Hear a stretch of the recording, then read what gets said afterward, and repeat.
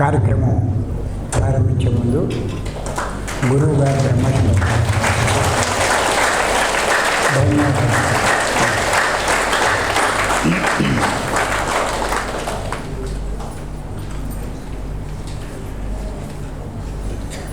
మూడు రోజుల క్లాసులో ఆఖరి రోజుకి వచ్చాం.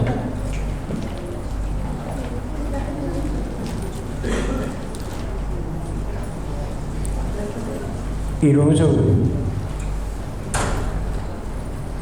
కబీరు సందేశాల్లోని మనస్సు గురించి చెప్పుకున్నాం.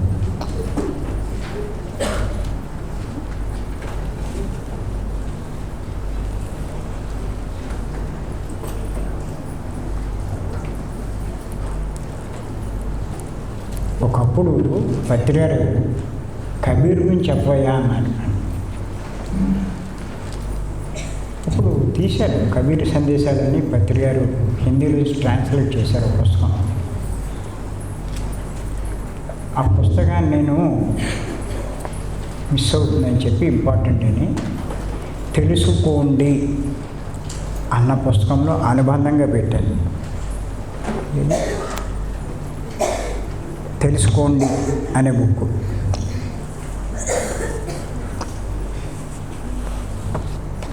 అది కాదు, దాంట్లో నడుస్తుంది. చదివినప్పుడు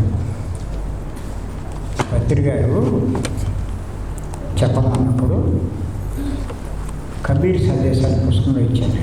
మీ అందరి దగ్గర ఉంటాయి ఈ పుస్తకాలన్నీ కొన్నాడు సైడ్. నేను అందుకే మన పుస్తకాలు కంపల్సరీ కొనమంటున్నాను.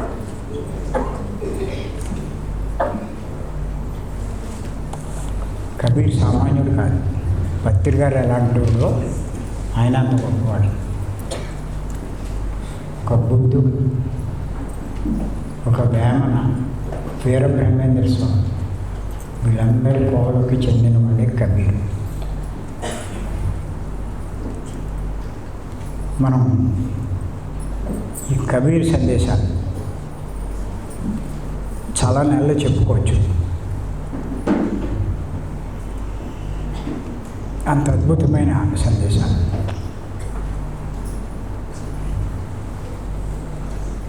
నాకు అప్పుడు అంత ఎక్కలేదు, కానీ ఇప్పుడు దాని లోతర్థాలు ఇప్పుడు బాగా అర్థమవుతున్నాయి. నేను అనుకున్నాను, ఓహో పత్రిగారు చెప్పమన్నప్పటికంటే మన జ్ఞాన పరిధి కొంచెం పెరిగింది అనమాట అని చెప్పి నాకు అప్పుడు అనిపించింది.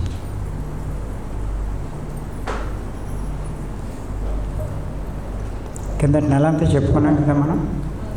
కిందటి నెలలో మనం చెప్పుకున్నాం కబీర్ సందేశాల మీద మనం చెప్పుకున్నాం.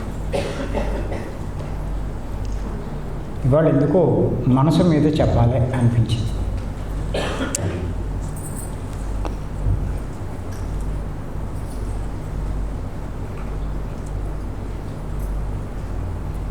నన్ను అనుకున్నాం కదా,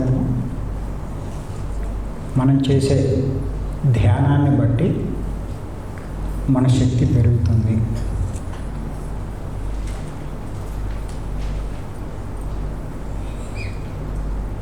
మన శక్తి పెరిగే కొద్దీ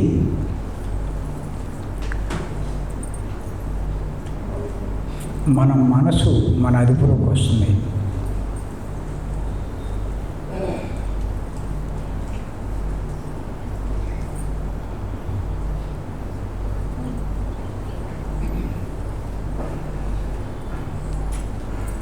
మన మనసు మన అదుపులోకి వచ్చే కొద్దీ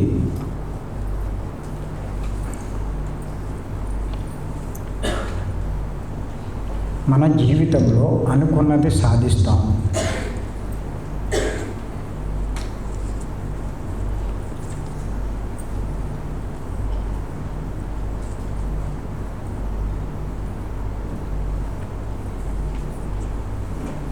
అంటే మనందరము కోరుకునే ఆ మోక్షాన్ని సాధించగలుగుతాం.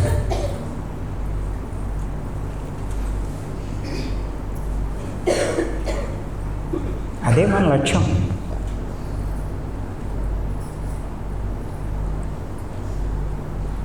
ఆఖరికి మన గమ్యాన్ని కూడా మనం చేరుకోగలుగుతాం. ఇదంతా సీరియల్గా ఉండేది.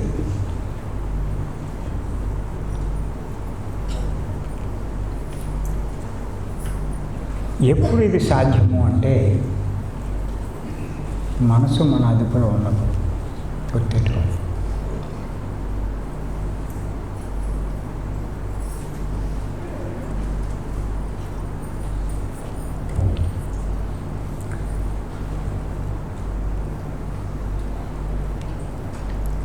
కబీర్ చెప్పిన సందేశం చెప్తాను, ఇప్పుడు రాసుకోండి.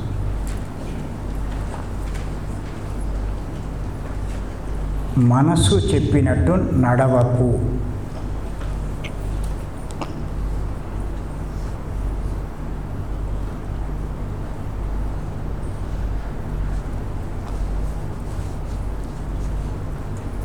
మనసులో అనేక ఆలోచనలు ఉంటాయి.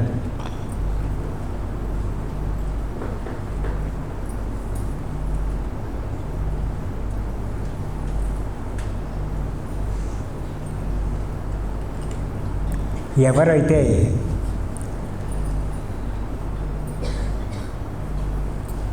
మనస్సును తన అధీనంలో ఉంచుకుంటారో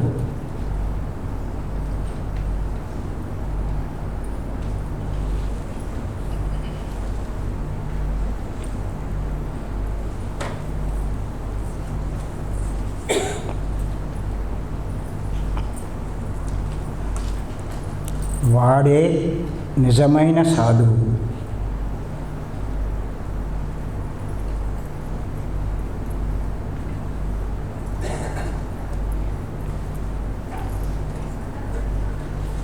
అంటే యోగి.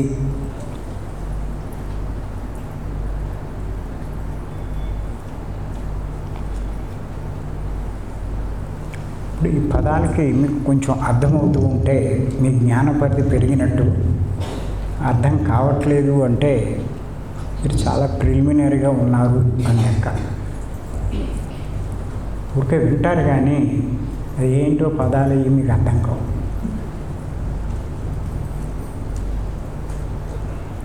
ఇప్పుడు ఇక్కడ ఈవిడ ఉంది, ఆవిడ పొజిషన్ చూస్తే ఆవిడ వింటుంది కానీ చెప్తున్నది అర్థం కావట్లా అన్నది నాకు కూడా బాగా అర్థమవుతుంది.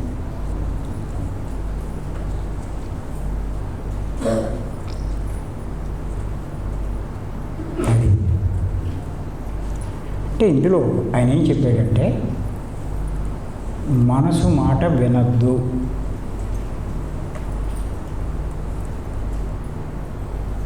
మనసును నీ అధీనంలో ఉంచుకో, అది అని చెప్పింది.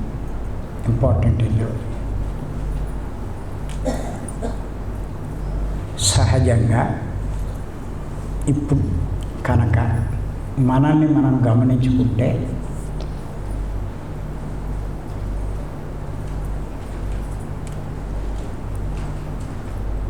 మనస్సు అధీనంలో మీరు ఉన్నారు కానీ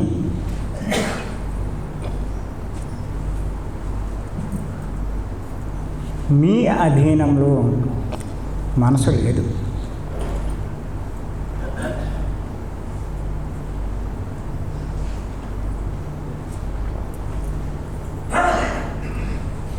అందుకే మనకి జీవితంలో రకరకాల సమస్యలు, బాధలు, కష్టాలు, నష్టాలు ఇన్ని రకాలు ఏర్పడుతున్నాయి.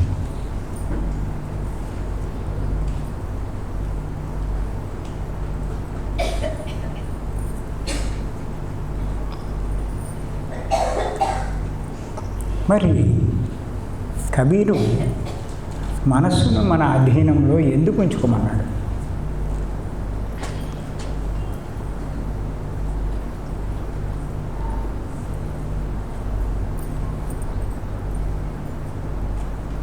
ఎందుచేతంటే మనస్సును బట్టే మన జీవితం అంతా ఆధారపడి ఉంది.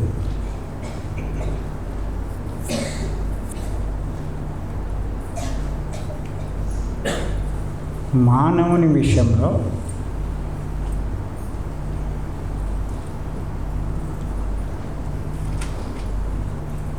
మనస్సుది చాలా ప్రముఖ పాత్ర.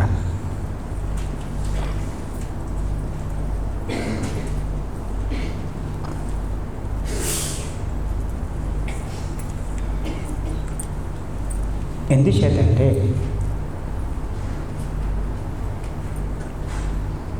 మనసు మనకి కనిపించదు, కానీ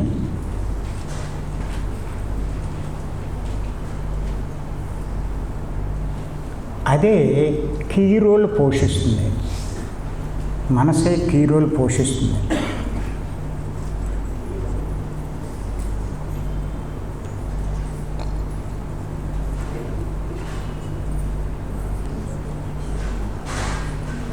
మనసు చెప్పినట్టే దేహం పనిచేస్తుంది, ఇంద్రియాలు పనిచేస్తాయి.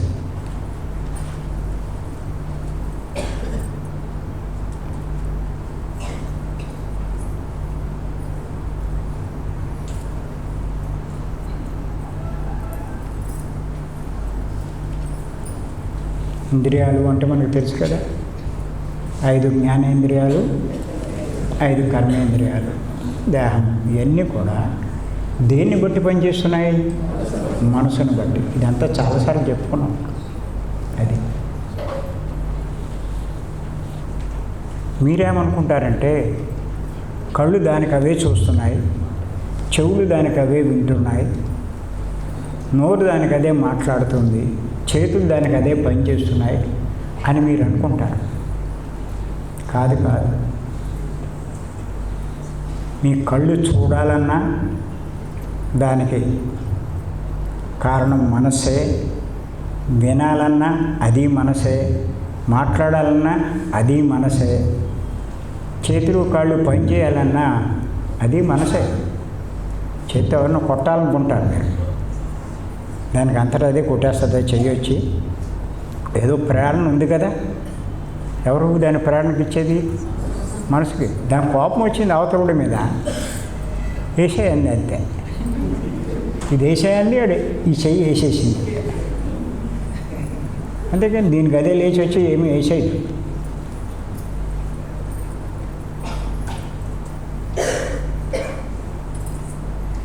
మనసుదే అన్నిటికంటే కీ రోల్ అని అన్నాను కదా. మీకు చిన్న ఎగ్జాంపుల్ చెప్తా.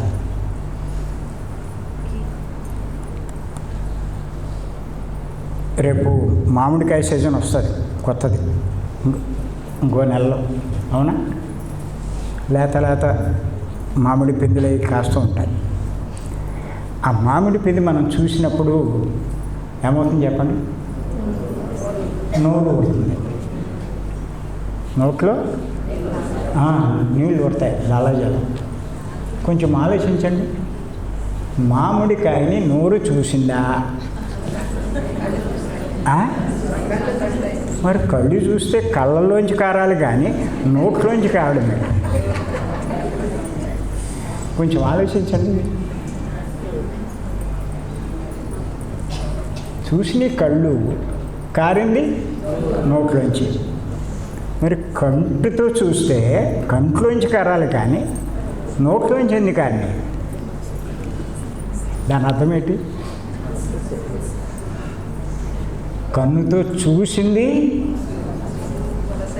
మనసే, దాని ప్రతిస్పందన నోటి ద్వారా. ఇంచేతంటే చూసిన కన్ను ఏమన్నా తింటుందా? తిందో. మరి కన్ను చూస్తే నోరు తినడం ఏంటి? పాయింట్ అర్థమవుతుందా? దగ్గర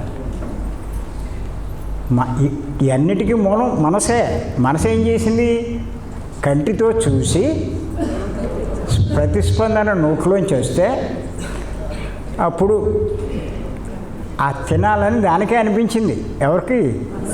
మనసుకి. అప్పుడు ఏం చేసింది?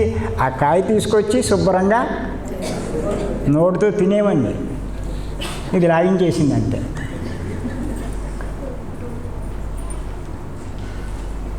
అప్పుడు చూడండి, ఆ చెట్టు మీద ఉంది అది మామిడికాయ, అది కోసుకుని తిందాం అని చెప్పి ఎవరంటారు? మనసే. అప్పుడు ఇదేం చేస్తుంది? చెయ్యి చాపింది, కన్నేమీ వెళ్ళలేదు ఎక్కడికి, నోరు వెళ్ళలేదు. ఏమి వెళ్ళింది? చెయ్యి వెళ్ళింది. మళ్ళా దీన్ని ఎవరు పురమాయించారు? మళ్ళా మనసే చూసుకోండి కావాలంటే.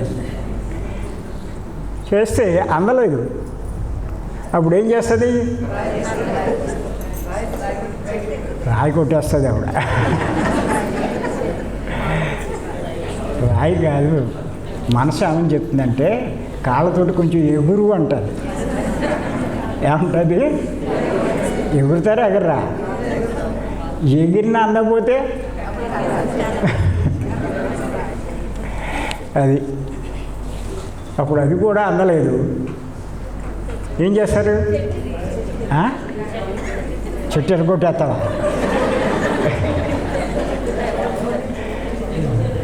చెట్టు ఎక్కేస్తారు. అవునా? చెట్టు ఎక్కేస్తారు. ఇగో మా సుశీల్కి తేలికైన పని ఏంటంటే రాయి ఇస్తారు. అక్కడ రాళ్ళు ఏం చేస్తావు సుశీల? అది మొత్తం మీద చెట్టు ఎక్కుతారు. చెట్టు ఎక్కలేరు. అప్పుడు ఏం చేస్తారు? కర్ర. మొత్తం మీద ఏదో రకంగా దాన్ని సాధించాలనే ప్రయత్నం చేస్తారు. ఎన్నో రకాలుగా. ఇన్ని రకాల ప్రయత్నం చేయించింది ఎవరు? మనసు. అర్థం చేసుకోండి.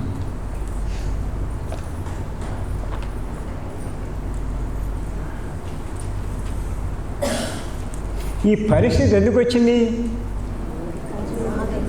ఈ కన్ను చూడడం వల్ల వచ్చింది. అదే చూడకపోతే ఏ గొడవ లేదు. సరే చూసింది, అన్ని ప్రయత్నం చేసింది, చివరికి సాధ్యం కాల. మా సుశీలకి రాయిసింది కానీ ఓ రాయిచ్చి మళ్ళీ ఆవిడ మీదే పడింది. ఎందుకు వచ్చింది అని చెప్పి జాగ్రత్త తీసుకురమ్మా రాయి.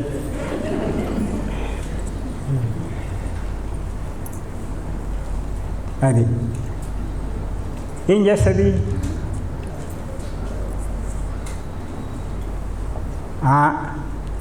ఆ మామిడికి ఏదో పుల్లగా ఉంటుంది, మనకెందుకులే అని వెళ్ళిపోతుంది. పడుతుందా పడదా? ఇందులో కన్ను నిరుత్సాహపడిందా, నోరు నిరుత్సాహపడిందా, చేతులు నిరుత్సాహపడినాయా, కాళ్ళు నిరుత్సాహపడినాయా? మనసు. అర్థమవుతుందండి.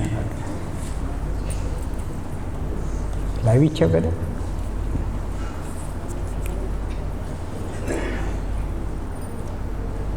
ఇన్ని ప్రయత్నం చేసినా చాలా బాధపడింది. ఎవరు?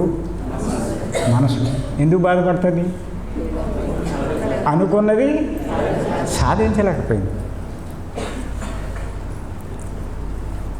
మళ్ళీ ఇప్పుడు కన్ను బాధపడింది అంటారా?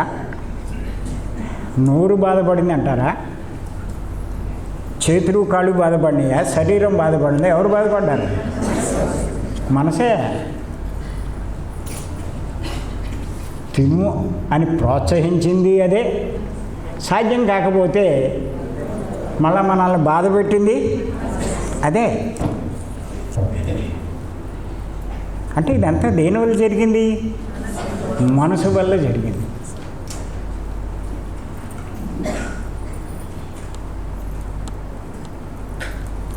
అందుకే కబీర్ ఏమన్నాడంటే మనసును నీ అధీనంలో ఉంచుకో అన్నాడు.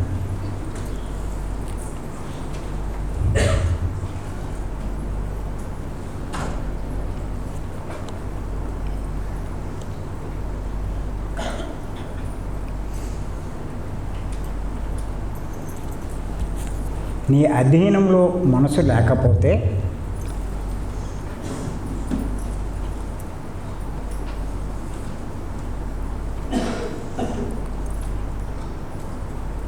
నువ్వు ఎంతో దుఃఖానికి లోనవ్వాల్సి వస్తుంది.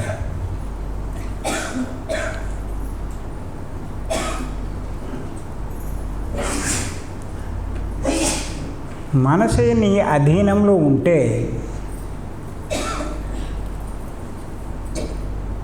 నువ్వు దుఃఖానికి లోను కావు.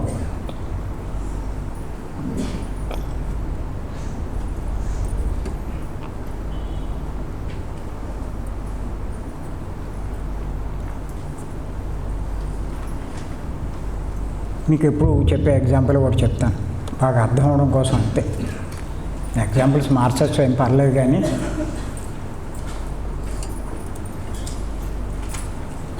ఒక ఆవిడ ఏం చేసిందంటే, కొంచెం డబ్బున్న ఆవిడ సిటీలోకి వెళ్ళింది. బొంబాయో లేకపోతే ఢిల్లీయో చెన్నైయో హైదరాబాదో ఏదో వెళ్ళింది. వెళ్ళినప్పుడు ఎవరైనా ఏం చేస్తారు, ముందు బజారు, అందులో ఆడవాళ్ళు అయితే ముందు మార్కెట్కి వెళ్తారు.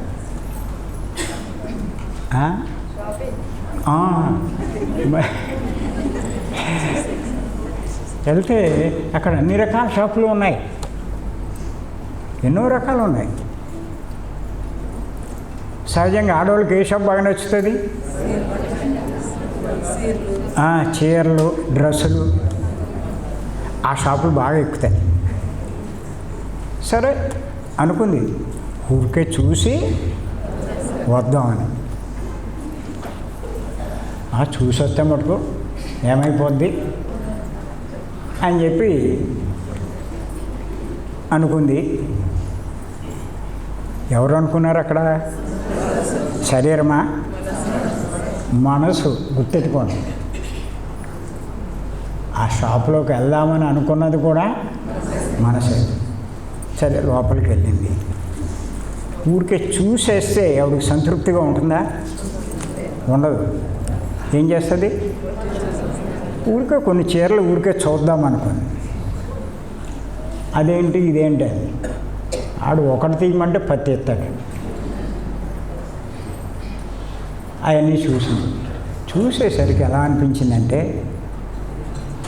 ఆ చీర చాలా బాగుంది, అది ఒక్కటి తీసుకుందాం అనుకోండి. అది తీసుకున్నాక మళ్ళీ ఇంకో చీర కనిపించింది, ఇది ఇంకా బాగుంది అని చెప్పి మళ్ళీ అది తీసుకుంది. ఒక అరడని చీరలు తీసుకుంది. డబ్బు ఉంది కదా, ఊరికే అనుకుని ఓ 10,000 20,000 ఖర్చు పెట్టింది మొత్తం మీద. ఎవరు ఆ చీరలన్నీ ప్యాక్ చేయించుకుంది. ఆడు ఇస్తాడు కదా బ్యాగులో, ఆ బ్యాగ్ అది తీసుకుంది. ఇంటికి వచ్చింది. ఇంటికి వచ్చిన కాడి నుంచి పోలే తెచ్చుకుంది, కొనుక్కుంది, వచ్చింది. అసలు నిద్ర పట్టట్లా.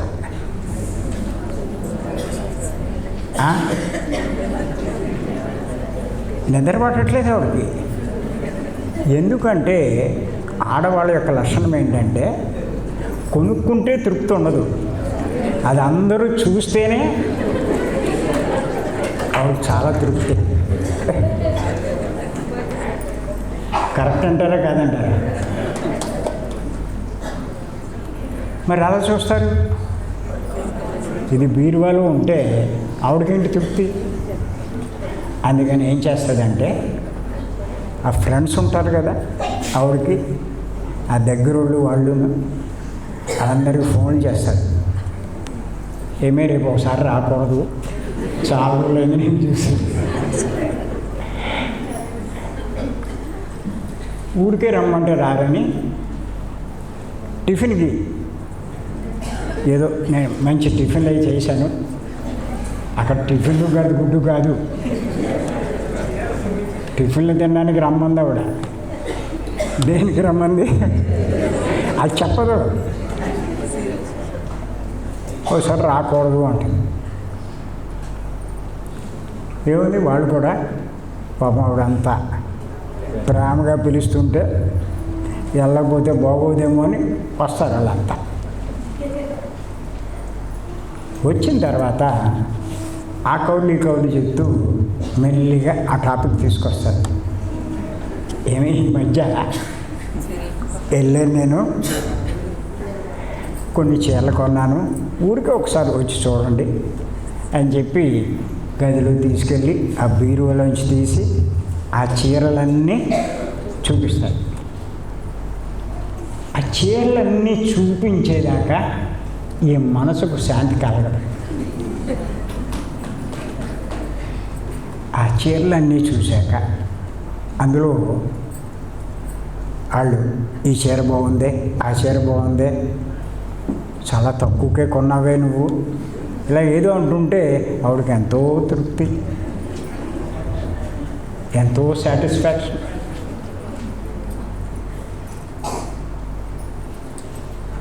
ఆ చీరలు ఎంత కొనవని అడుగుతారు. ఇది కొన్నదేమో 500. ఈ మనసు ఒప్పుకోదు ఆవిడ మనసు. ఏమని అంత తక్కువగా చీర కొన్నాను అంటే అక్కడ చిన్నతనంగా ఉంటుందని, అబ్బే 1500 కొన్నాను అంటారు. దీనికి ఒప్పుకోదు మనసు. బాగుందే బాగుందే అంటారు. అప్పుడు తృప్తి పడతారు. సరే, ఈవిడ పని బాగానే ఉంది, మొత్తం మీద ఈవిడికి తృప్తి కలిగింది. కానీ చూపించిన వాళ్ళకి తృప్తిగా ఉంది, కానీ చూసే వాళ్ళకి వాళ్ళకు మనశ్శాంతి అంతా పోయింది.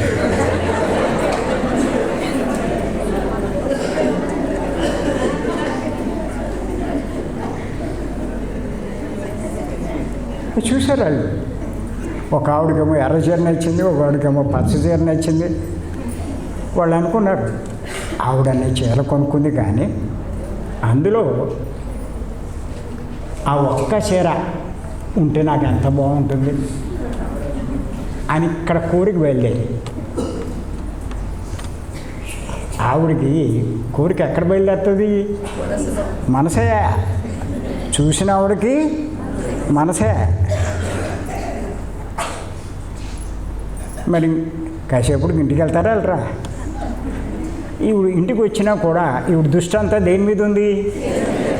ఆ చీర మీదే, ఆ ఎర్ర చీర మీద.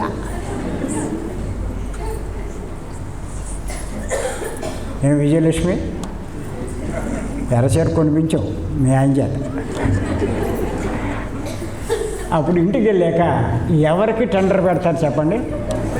ఫస్ట్ మొగుడికే.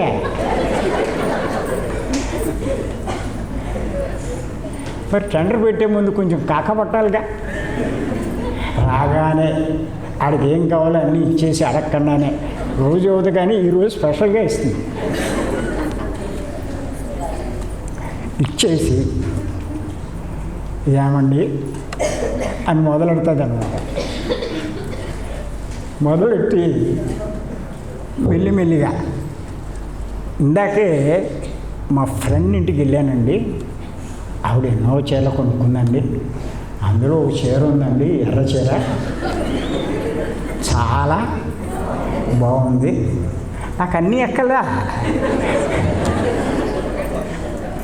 ఆ ఒక్క చీర కొనండి, నాకు ఇంకేమీ వద్దు అంటారు. ఇప్పుడు మనం అంత ఖరీదెట్టి ఎందుకే ఆ చీర అని పొరపాటున అన్నాడు అనుకుంటాడు.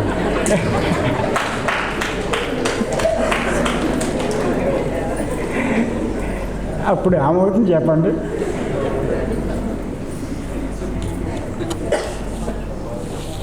ఈవిడ మాటల్లో, ఫీలింగుల్లో అన్నీ మారిపోతాయి. మిమ్మల్ని పెళ్లి చేసుకుని నాళ్ళయింది, ఎప్పుడైనా నా నోటితోటి అడిగానా? అడక్క అడిగితే వద్దంటావా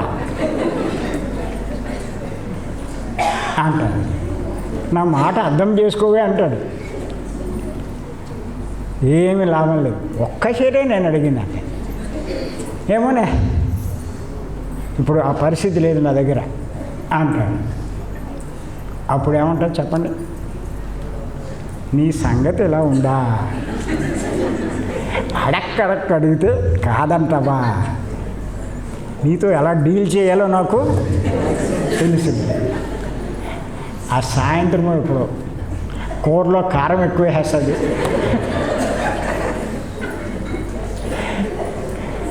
లేకపోతే వంట చేయడం మానేస్తుంది.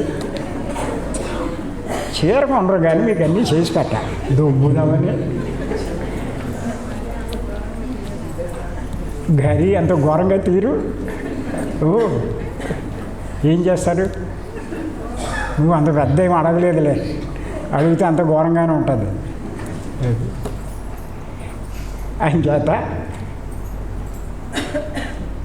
అప్పుడు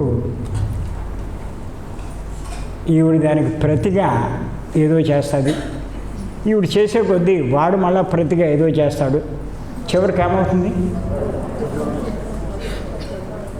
గొడవ జరిగి దుఃఖం కలుగుతుందా కలగదా? బాధలు పడతారా పడరా? ఇద్దరు హాయిగా ఉండేవాళ్ళు ఇద్దరు గొడవలు పడ్డారు. ఇంత చేసి ఈ గొడవ పడ్డానికి కారణం ఎవరు చెప్పండి? మనసు. గుర్తెట్టుకోండి.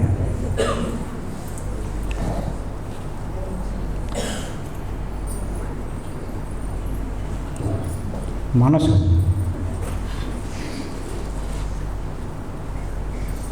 ఈ గొడవ ఎప్పుడు జరుగుతుంది అంటే ఇద్దరి విషయంలో మనసు వాళ్ళ అధీనంలో లేకపోతే గొడవ జరుగుతుంది.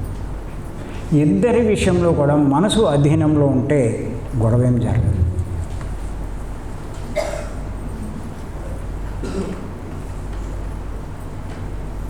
మనసు తన అధీనంలో ఉంటే ఈ గొడవ జరగదండి.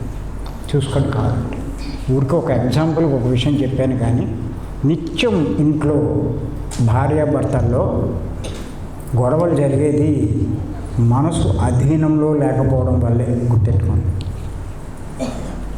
నా పాయింట్ అర్థమవుతుంది? అదే కాదు.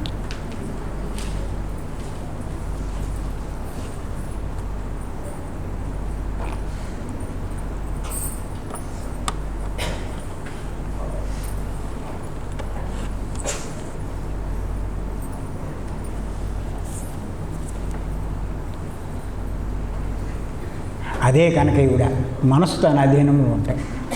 ఆవిడ కొనుక్కుంటే కొనుక్కుంది, మనకెందుకులే అని అక్కడ ఊరుకుంది అనుకోండి, ఈ గొడవ వస్తుందా? అదే భర్త మనసు కూడా అధీనంలో ఉంటే కనుక, పోలే లేక ఆవిడ అడిగింది ఒక చీర, ఆవిడ అడిగిన దాన్ని మనం కొంటే నష్టమేమిటి అని చెప్పి ఆవిడ బాధపడ్డం ఎందుకు? ఆవిడ ఎన్నో చూసుకుంటుంది మనల్ని, మన జాగ్రత్తగా చేస్తుంది అని చెప్పి కొన్నాడు అనుకోండి, గొడవ లేదు కదా.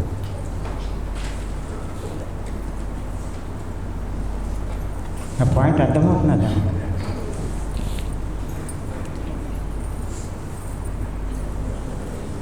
కొంతమంది ఆడవాళ్ళకి ఏంటంటే సినిమాలు చూడడం చాలా ఇష్టం. మా మేడంకి ఎప్పుడు సినిమాలు చాలా ఇష్టం. అందరి గురించి చెప్పట్లా, మా గురించే చెప్పుకుంటాం. నాకెందుకో సినిమాలకు వెళ్ళబుద్ధి కాదు.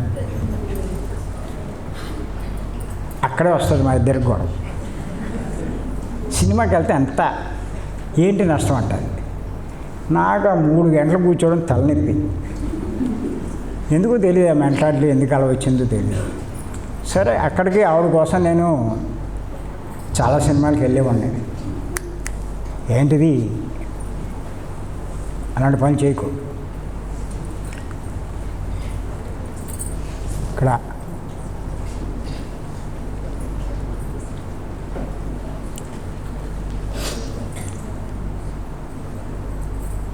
ఎప్పుడైనా నేను తీసుకెళ్తే ఎంత సంబరపడేది కూడా. ఆవిడకేంటో ఎవరో రమ్మనే ఊరు, ఎవరితో వెళ్తే ఆవిడకి ఇష్టం లేదు, నాకు కూడా వెళ్ళాలంటారు.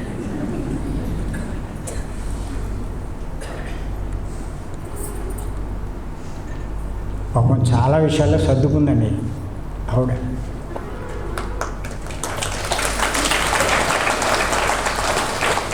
అప్పుడు అనుకునేవాడిని మనసు ఆవిడ అధీనంలో ఉంది అని.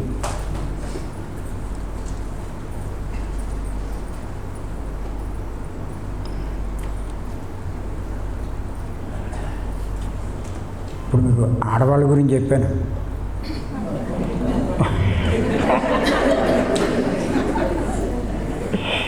మగవాళ్ళు ఏమైనా తక్కువ?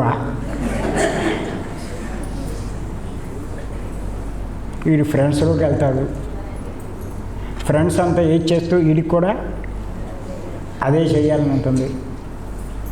ఫ్రెండ్స్ అంతా మందు పార్టీకి పిలుస్తారు. అప్పటిదాకా వీడేం మందు వేసుకోలేదు. ఫస్ట్ టైం వెళ్ళాక వద్దంటాడు. వద్దంటే వాళ్ళు వదిలేస్తారా? ఇప్పుడే చిన్న పెగ్గరా అంటారు. సరే ఇంకా కాదనలేక వాళ్ళందరినీ ఏం చేస్తాడు, మందు తీసుకుంటాడు. పుచ్చుకుంటున్నప్పుడు బాగానే ఉంటుంది, మర్నాడు నుంచి మళ్ళా మందులు ఆగుతూ ఉంటుంది.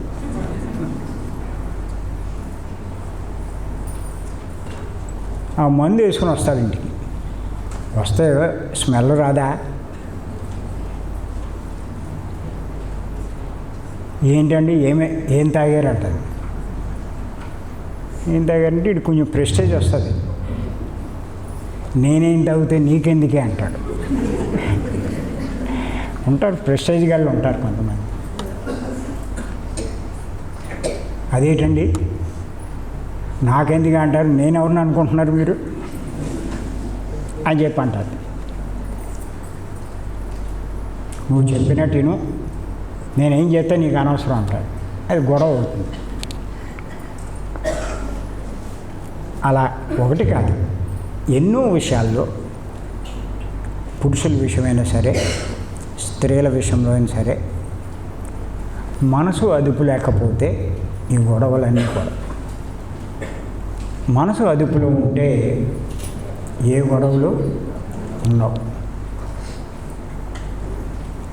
అంతేకాదు, ఈ మనసు అన్నది ఏం చేస్తుందంటే పక్క వాళ్ళతో ఎక్కువ కంపేర్ చేస్తూ ఉంటుంది. అవునంటారా కాదంటారా?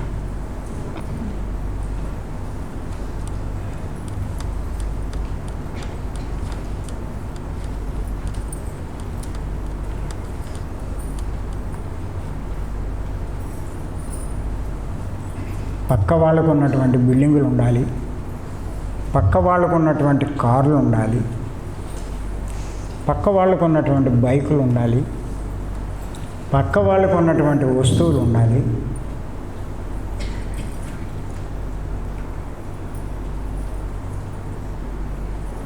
వాళ్ళకు ఉందే నాకు లేదే అని ఎంత బాధపడుతూ ఉంటుందో చూడండి మనసు.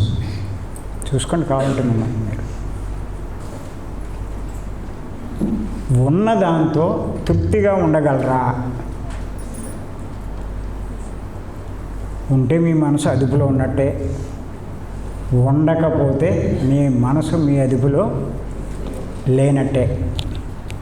గుర్తుపెట్టుకోండి.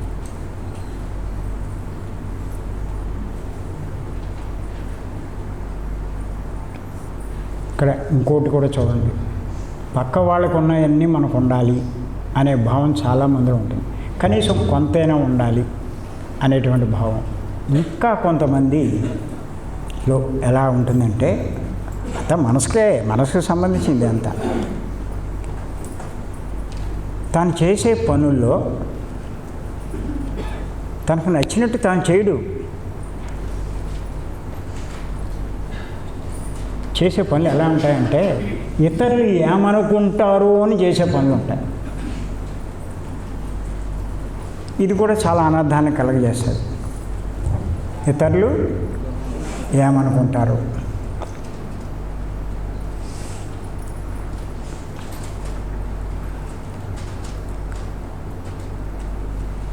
పెళ్ళి చేశాడు, అందరినీ భోజనానికి పిలిచాడు.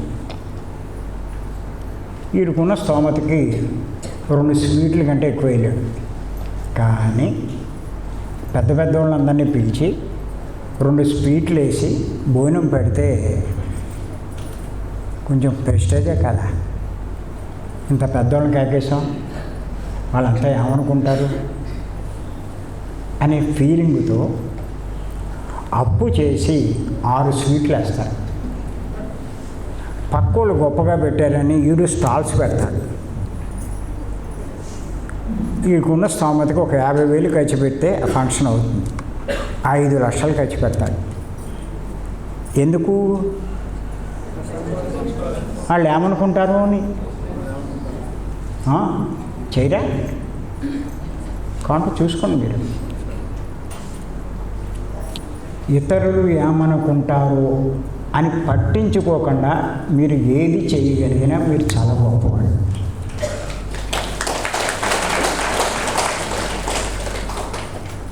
మీ మనసు మీ అధీనంలో ఉన్నట్లు లెక్క. గుర్తుపెట్టుకోండి.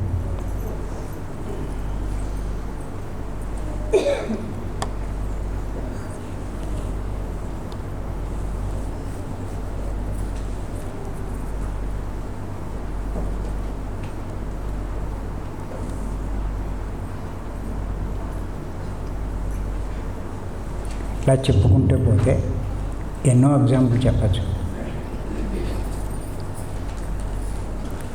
మానవుడికి దుఃఖం ఎందుకు కలుగుతుంది అంటే మనసు అధీనంలో లేకపోవడం.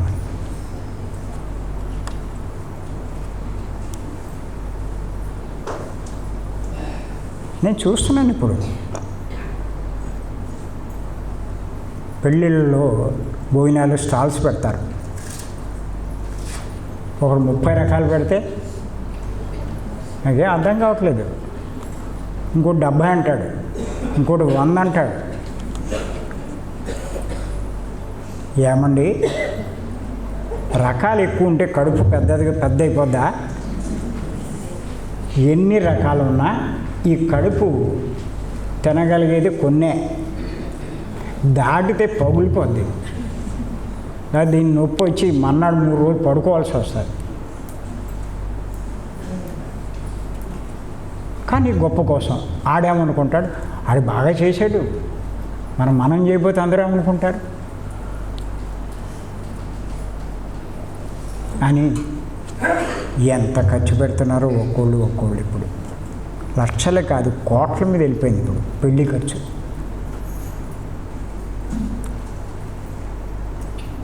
ఇప్పుడు అంబానీ కొడుక్కి చేస్తున్నారు, ఎన్ని వేల కోట్లు చూడండి మీరు. అంబానీతో పోటీ పడతారా? అది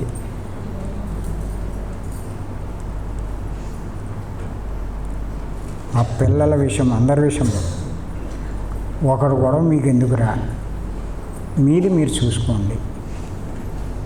నేను ఎంతసేపు ఏం చెప్తానంటే పిల్లలకి వాళ్ళకి,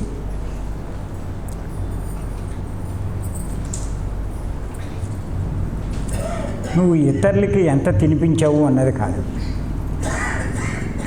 ఇతరుల కళ్యాణం కోసం నువ్వెంత ఖర్చు పెట్టగలిగితే నువ్వు అంత గొప్పవాడివిరా అంట. ఇతరుని గొప్పగా తినిపిస్తే, గొప్పగా బహుమతులు ఇస్తే నువ్వు గొప్పవాడు కాదు. ఇతరుల కళ్యాణం కోసం నువ్వు చేసే పనులే నిన్ను గొప్పవాడిని చేస్తాయంట. అంటే నువ్వు చేసే సేవలే నిన్ను గొప్పవాడిని చేస్తాయి తప్ప నువ్వు ఖర్చు పెట్టే కోట్లు నిన్నేమి గొప్పవాడిని చెయ్యవు. అది నేనంట.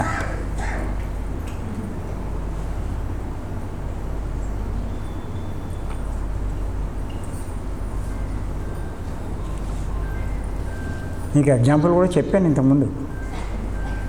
మా అమ్మాయి ప్రదానం చేసింది. ఎక్కడ చెన్నై తీసుకెళ్ళి అక్కడ క్రూయిజ్లో ₹1 కోటి ఖర్చు పెట్టి ఫంక్షన్ చేశారు.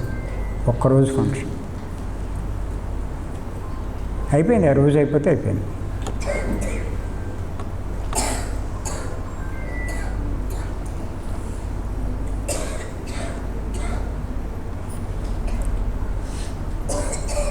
అదే ₹1 కోటి పెట్టి నేను ఈ హాల్ కట్టాను.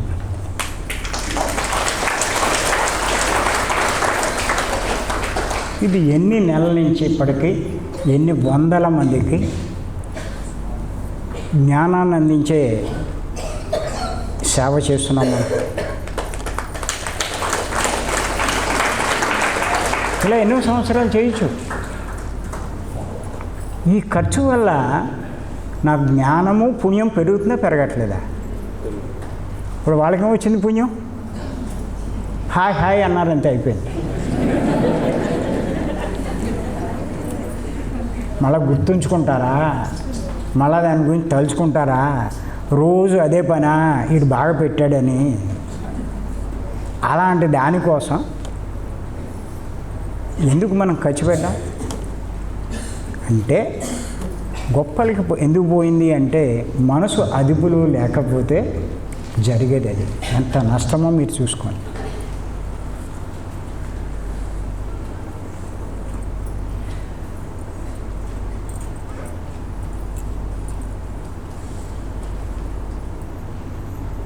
ఏమి వస్తున్నా వచ్చిన వాళ్ళంతా సంతోషంగా పాల్గొనాలి.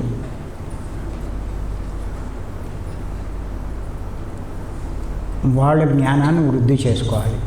వాళ్ళ వల్ల 10 మంది బాగుపడాలి. అదే మన ఉద్దేశం.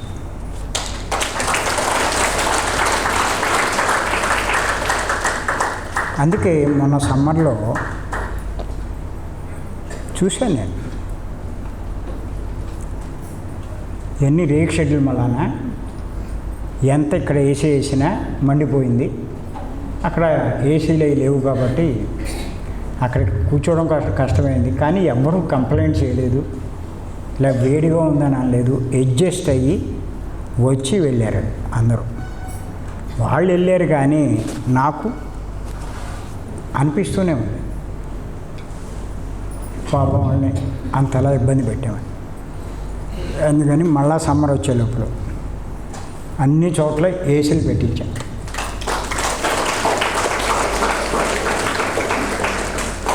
మేము ఒక్కళ్ళం ఏసీలో పడుకోవడం కాదు, మీరందరూ కూడా ఏసీలో పడుకోవాలి.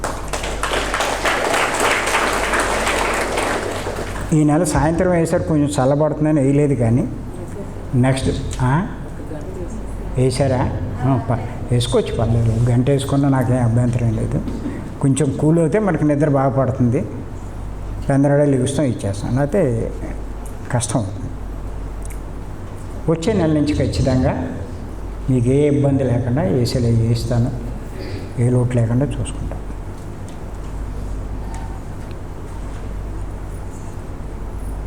లోక కళ్యాణానికి ఎంత ఖర్చు పెట్టినా అది మనకి లాభించేదే కానీ ఇంకోటేం కాదు.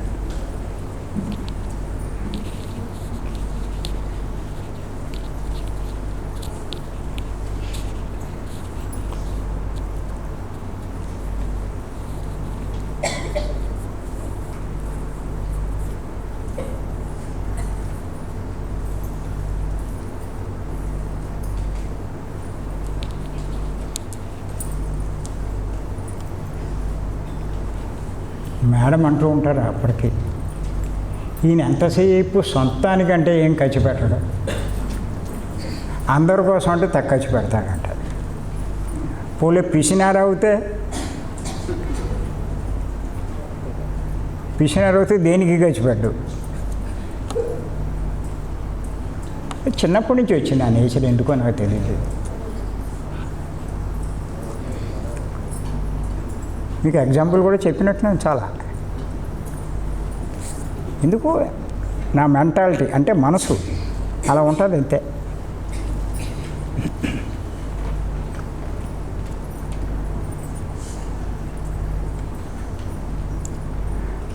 నా చెప్పులు చూస్తే 50-100 రూపాయలు, అందు మించి కొనను నేను. కానీ మా పిల్లలు చూస్తే 5,000-4,000 అది ముందు ఇంకా ఎక్కువే ఉంటాయేమో కూడా. అందుకన్నా తక్కువ కొంటే వాళ్ళకి ప్రెస్టేజ్. సరే అలా ఇష్టం వాళ్ళది, ఎవరు దేనికోసం వచ్చారు, ఏ ఆత్మ ఏం చేయడానికో, వాళ్ళ అనుభవాలు వాళ్ళవి. నా వరకు 3,000-4,000 పెట్టి ఆ బూట్లు కొనే బదులు ఓ 50 రూపాయలు పెట్టి చెప్పులు కొన్నాం అనుకోండి, అబ్బాయి చెప్పులు, ఎంత తేడా వచ్చింది చెప్పండి. అది ఎంతకాలం వస్తుందో ఇది ఎంతకాలం వస్తుంది.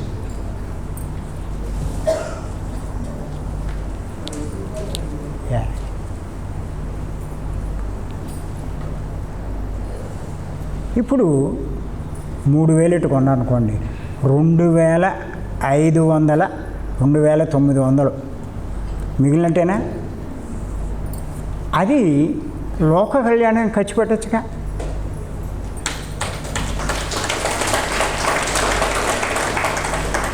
అలా ఆదా చేసి 20 ఏళ్ళ నుంచి ఈ కేంద్రాన్ని నడుపుతున్నాను నేను.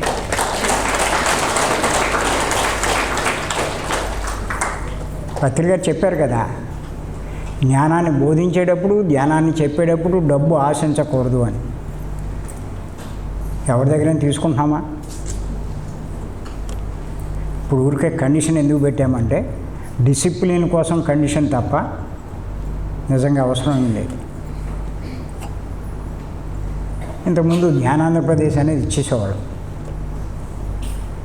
250 కట్టేవారు, జ్ఞానాంధ్రప్రదేశ్ 250 అలా పంపేవాడు. పోలీ అది లోక కళ్యాణం కదా అని, వాళ్ళకే వెళ్తుంది కదా, జ్ఞానం సంపాదించుకుంటున్నారు కదా, అది వాడు గొప్పవాడు, అనుభవించిన వాడు గొప్పవాడు కాదు.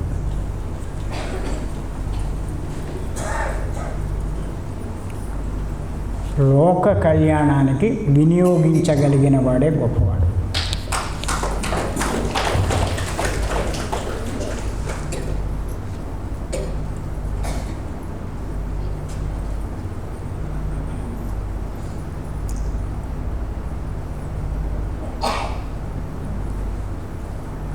ఒక మనసు ఏమంటుంది, ఎవరికో అయితే మనకేంటి అంటుంది. ఇంకో మనసు ఏమంటుంది, మనం తింటే మనకేమొస్తుంది, 10 మందికి పంచితేనే కదా ఏదైనా వచ్చేది అంటారు. రెండు మనసులే. ఆ మనసు ఆ రకంగా ఉంది, ఈ మనసు ఈ రకంగా ఉంది. ఇలా ఆదా చేయడం వల్ల, ఇలా ఖర్చు పెట్టడం వల్ల కొన్ని లాభాలు కూడా నాకు కనిపించింది. నేను ఎక్కువ ట్రైన్స్లో ప్రయాణం చేస్తాను. ఈ అబ్బాయి చెప్పులు మళ్ళీ ఏం చేసేవాడిని అంటే, ఆ చెప్పులు కింద వేసి పైకి ఎక్కి పడుకున్నాను. నాకు బాగా నిద్రట్టేది. 3000 రూపాయలు బూట్లు కొన్నవాడు కింద పడేసి పైన పడుకుంటాడా? ఆలోచించండి. పైకెక్కి పడుకుంటే వాడికి నిద్ర పడుతుందా? గడిగడికి ఏం చేస్తాడు, కిందకి చూస్తాడు, ఉన్నాయా లేదా. అప్పుడు ఏం చేస్తాడు, కాసేపు చూసి అమ్మ బాబోయ్ మన వల్ల కాదరా ఇది, ఆ చెప్పులు తీసి తలకింద పెట్టుకుని అప్పుడు పడుకుంటాడు. ఎందుకు వచ్చింది చెప్పాలి.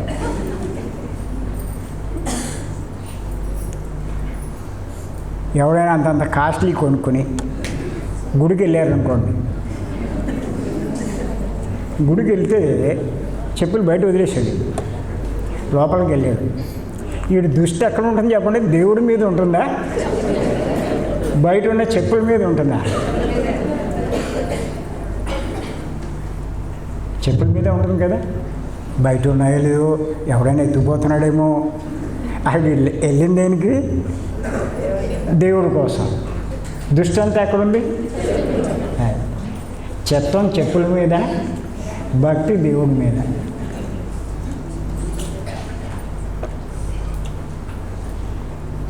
అదేం భక్తి? చిత్తం దేని మీద ఉంటే అదే భక్తి.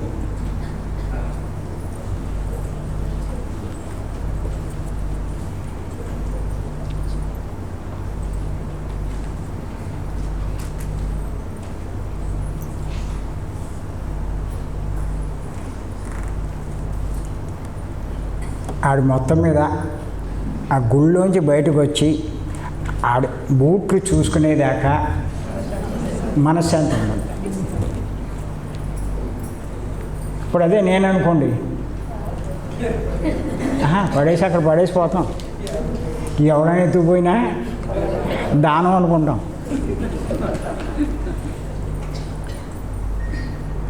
ఓషో మహాశయుడు ఇలాంటి వాటికి కొన్ని చిట్కాలు చెప్పాడు. ఎవడైనా ఇలా కొన్ని గమ్మున వెళ్ళిపోయారు అనుకోండి, పోకుండా ఉండాలంటే మంచి ఐడియా చెప్పాడు ఆయన. ఏం చెప్పాడంటే ఆయన, చెప్పమంటారా? చెప్పమంటున్నారు. ఏం చెప్పాడంటే, ఒక బూటు ఆ మూల పడేయమన్నాడు, ఇంకోటి ఈ మూల పెట్టమన్నాడు. ఆ చెప్పులు పట్టుకెళ్ళేవాడు మంచిగా చూసినప్పుడు రెండు ఓ చోట ఉంటే గమ్ముని దొరికెళ్ళిపోతాడు. దీని తాలూకు జోడు ఎక్కడుందని ఎంతసేపు వెతుకుతాడు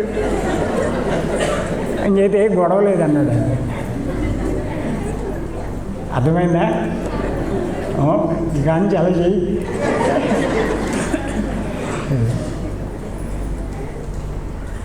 అందుకే ఇది పెంచుకోవాలి, మేధస్సు పెంచుకోవాలంటారు. ధ్యానం చేస్తే ఏమవుతుందంటారు? ధ్యానం చేస్తేనే అన్నీ వస్తాయి, గుర్తెట్టుకోండి. అది సరే.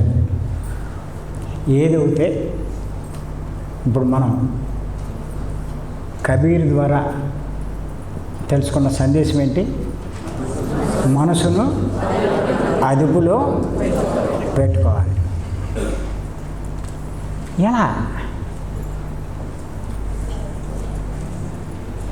ఎలా అంటే 2 పనులు చేయాలి.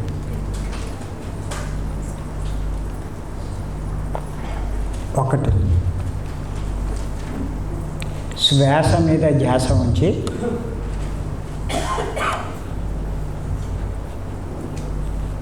తీవ్ర ధ్యాన సాధన చేయాలి.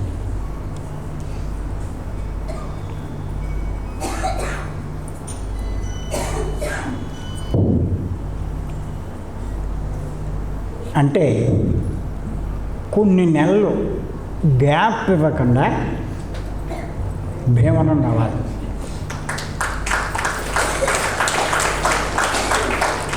మీరు ఏదో ఒక నెల వచ్చి ఇంకో నెల లేకపోతే 6 మాసాలు గ్యాప్ ఇచ్చి వస్తే ఏం లాభంలా. మనసు మీ అదుపులోకి రావాలి అంటే మీకు ఈ సబ్జెక్ట్ కావాలంటే వచ్చే నెల మొత్తం 3 రోజులు చెప్తాను నేను మనసు మీద. నేను చెప్పిన దాని మీద 3 రోజులు చెప్తాను క్లాసు.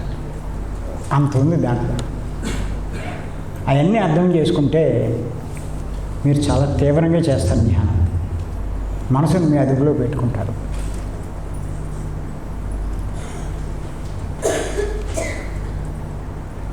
నా లెక్క అయితే మినిమం 6 మాసాలు మానకుండా రావాలి. అర్థమవుతుందండి? అర్థం కావట్లా. మనకు అన్నీ కావాలని ఉంటుంది కానీ వరుసగా వచ్చి 6 మాసాలు ధ్యానం చేయమంటే చాలా కష్టం మనకి.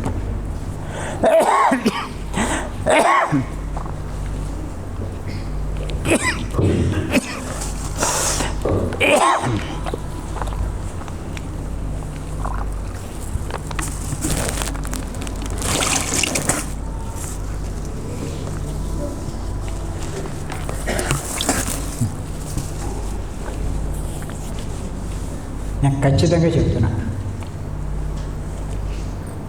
మనసు అదుపులో ఉంచుకున్నవాడు అందరికంటే గొప్పవాడు.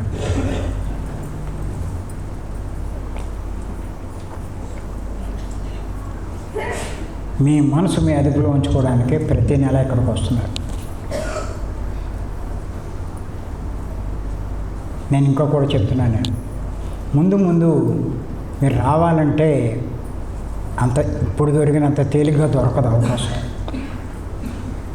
2 నెలలు 3 నెలల ముందు బుక్ చేసుకోవాల్సి వస్తుంది. ఆ పరిస్థితి ఉంటుంది. కంటిన్యూ వచ్చేవాళ్ళు, జూమ్లోకి వచ్చేవాళ్ళు, వాళ్ళందరికీ టాప్ ప్రయారిటీ ఇస్తాను. ఇంకేమైనా మిగిలితే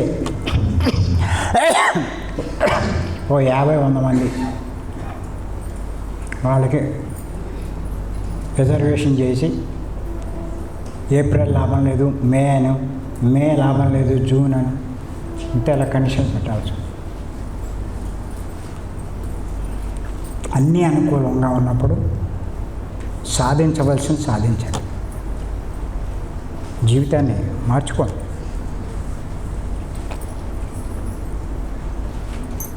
మనసును అదుపులో పెట్టుకోండి. మీ మనసు మీ అదుపులో ఉండేదాకా మీ తీవ్ర సాధన మానకూడదు.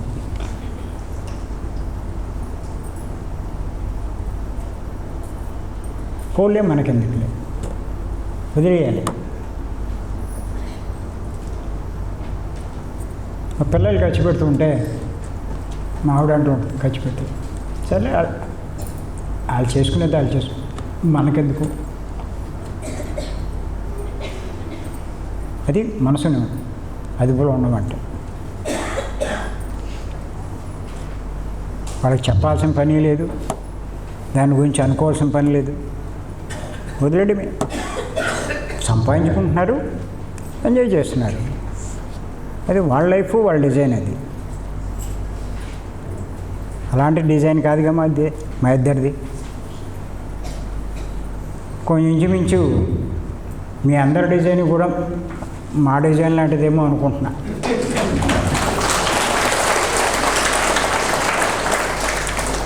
ఎందుకంటే ఇంత ధ్యానం చేస్తున్నారు కాబట్టి. అది కొన్నాళ్ళు సీరియస్గా చేయండి, మీరే మాలా మారిపోతారు.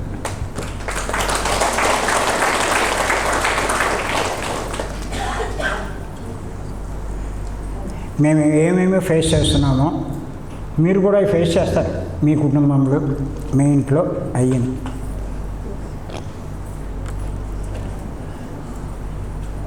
ఖచ్చితంగా మిమ్మల్ని ఏమంటారంటే, ఏంటి ఇలా మారిపోయావు అంటారు.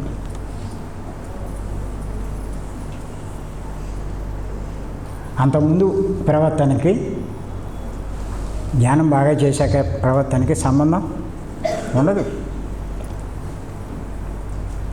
మీరు ఎంత లోక కళ్యాణం కోసం కష్టపడతారో, కృషి చేస్తారో, ఖర్చు పెడతారో, ఇస్తారో, అదంతా పైలోకాల్లో మీరు అక్కడ బ్యాంకులో వేసుకున్నట్టు. అది ఇక్కడ కనపడదు. అక్కడికి వెళ్ళగానే అదంతా చూపిస్తారు. ఎంత ఉంది బాబు నీ పేరు అని. ఎంత సంపాదించుకున్నావు కాబట్టి నువ్వెంతో గొప్ప లోకానికి వెళ్ళే అర్హత సంపాదించావని ఆ గొప్ప లోకానికి తీసుకెళ్తారు. మనం చచ్చిపోతే మన పిల్లలు చేసే కర్మకాండలు మనల్ని ఉన్నత లోకాలు, ఊర్ధ్వలోకాలు చేర్చవు.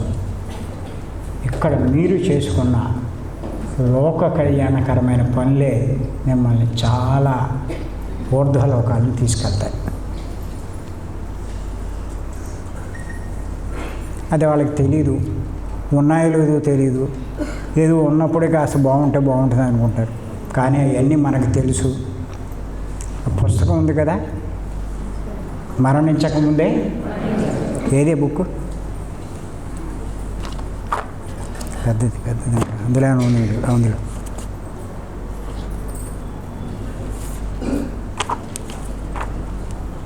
బయటికి తీసి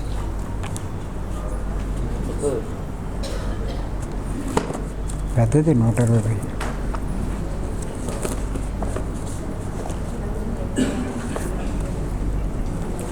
ఈ పుస్తకం చదవండి. ఈ పుస్తకం చదవకపోతే మీరు జీవితంలో చాలా నష్టపోతారు. మరణించకముందే మరణించాలి.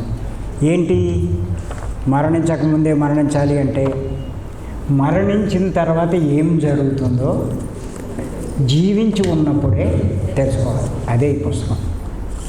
తప్పనిసరిగా చెప్తున్నాను నేను. అలాగే ధ్యానం.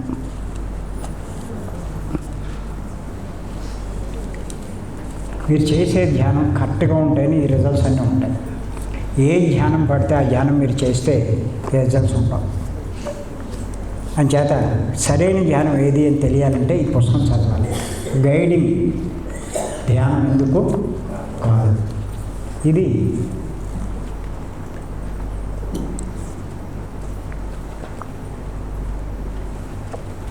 ₹120 బుక్కు, ఇక్కడ ₹50 ఇస్తాను. మీరు పంచిపెట్టడానికి 10 కానీ 25 కానీ 50 తీసుకుంటే ₹30 వస్తుంది. విడిగా ఒకటి అంటే ₹50. అదే ఈ మరణించకముందే మరణించాలి. ₹130 న్యాయంగా ₹100 చొప్పున ఇస్తున్నాం ఒక్కో బుక్కు. కానీ ఇదే మీరు 10 పుస్తకాలు 15 పంచిపెట్టాలంటే మటుకు ₹50 వస్తుంది మీకు.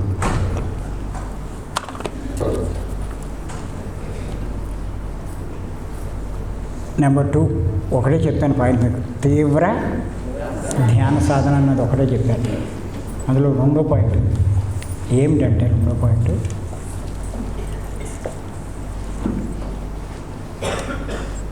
సాత్వికమైన శాకాహారం.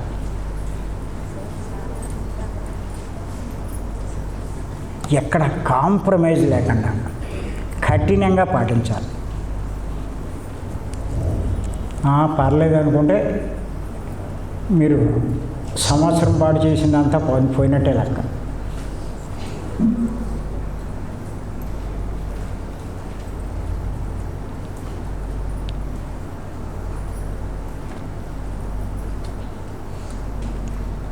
కఠినంగా.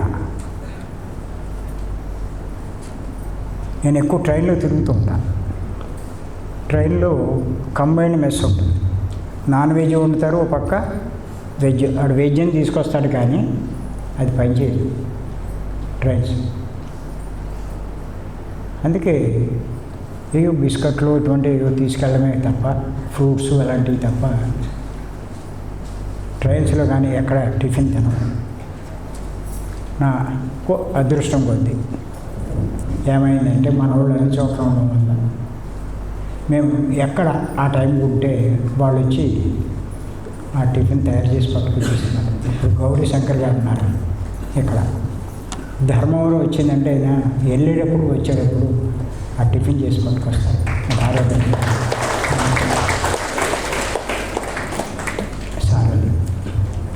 అలా తిరుపతి వచ్చింది అంటే రాణి మేడం ఉన్నారు, సాంబశివరావు గారు ఎక్కడున్నారు? అక్కడ ఉన్నారా? వాళ్ళిద్దరూ ముందే ఫోన్ చేసేస్తారు, వస్తున్నారు, ఎన్నింటికి వస్తారు ఏంటి అని చెప్పి టికెట్ పెట్టమని టిఫిన్ పట్టుకొస్తున్నారు. విజయవాడ వస్తే శివ లేడీ వాడు స్టార్, వారి అమ్మగారు వాళ్ళు సౌజన్య మేడం.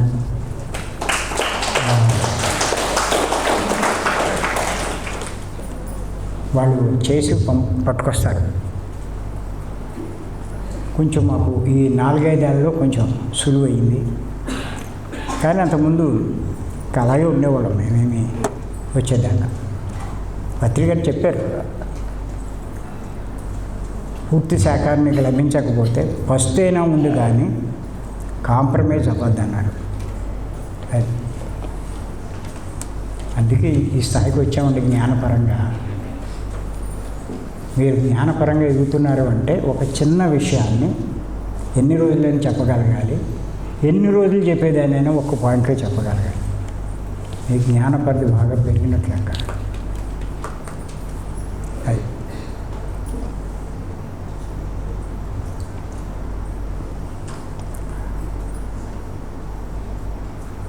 అంచేత మరిన్ని విషయాలు మనం తర్వాత తెలుసుకుందాం. తర్వాత ఇంకోటి ఏంటంటే రవి చెప్పేద్దాం, నాకు కనపడుతుంది. అదే మొత్తం పత్రి గారివి 7 పుస్తకాలు సెట్, ఇందులో 50 పుస్తకాలు ఉన్నాయి. ఇది ఒక్క సెట్ కొనండి. ఇంకా పత్రి గారు ఇచ్చిన జ్ఞానం కంటే గొప్ప జ్ఞానం ఏమీ లేదు. ఇంకా చదువుతూనే ఉన్నాను, ఎన్నోసార్లు చదివాను. అంచేత ఈ సెట్టు ఎంత అన్నాడు? 1000 రూపాయల? 1000 రూపాయలు సెట్టు. తర్వాత మొత్తం నేను రాసిందో కొంచెం పెద్ద పుస్తకాల సెట్ ఇది. ఇది యాక్చువల్గా 1000 రూపాయలు. ఇంచుమించు సగం రేట్ అండి. పత్రికాది కాదు కానీ నేను రాసిన పుస్తకాలు సగం రేటే. అలాగే ఈ చిన్న పుస్తకాలన్నీ ఉన్నాయి, 26 పుస్తకాలు సెట్. ఇది 1000 రూపాయలే. అదే మీరు పంచి పెడతానంటే సగం రేటుగా మీకు ఇవ్వడం జరుగుతుంది. ఇది ఇప్పుడు చాలామంది మన వాళ్ళు క్లాసులు చెప్పేవాళ్ళు ఈ పుస్తకాలు కావాలని అడిగారు. పుస్తకాలు పట్టుకెళ్ళి అందరికీ జ్ఞానాన్ని అందిస్తాము అని చెప్పి. అది ఎవరైతే ఆశయంతో ఉంటారో వాళ్ళు కూడా తీసుకోండి, కొద్దిగా ముందు తీసుకుని మొదలెట్టి. ఎంచేతంటే పత్రిక దగ్గర నేర్చుకున్నాను. నేను ముందు అబ్జర్వ్ చేశాను. నేను ప్రచారానికి వెళ్ళే లోపులోనే ఆయన అబ్జర్వ్ చేస్తే ఎక్కడికి వెళ్ళినా పుస్తకాలు లేకుండా ఆయన వెళ్ళేవారు కాదు. పుస్తకాలు ఎన్ని అని ఆరా తీసుకోవాలి. అంటే పుస్తకాలు ఇవ్వడం అన్నది ఎంత గొప్పది అన్నది అప్పుడు అర్థమైంది. ఆయనకంటే అసిస్టెంట్గా ఎవరో అసిస్టెంట్ ఉండేవారు. నాకెవరున్నారు ఇప్పుడు మొదట్లో? నేనే ఏం చేసేవాడిని అంటే ఈ భుజం మీద ఓ సంచి, ఈ భుజం మీద ఓ సంచి, 2 చేతులతో 2 సంచులు. బస్సుకి వెళ్ళినా ట్రైన్కి వెళ్ళినా ముందు కింద వదిలేసి రెండిటితో పైకి ఎక్కేవాడిని. పైన సర్దేసి మళ్ళా వచ్చి మళ్ళా దిగడం అంతే. అలా ఉండేది. 4 సంచులు ఖాళీ అయ్యాక ఇంటికి వచ్చేవాడు. అది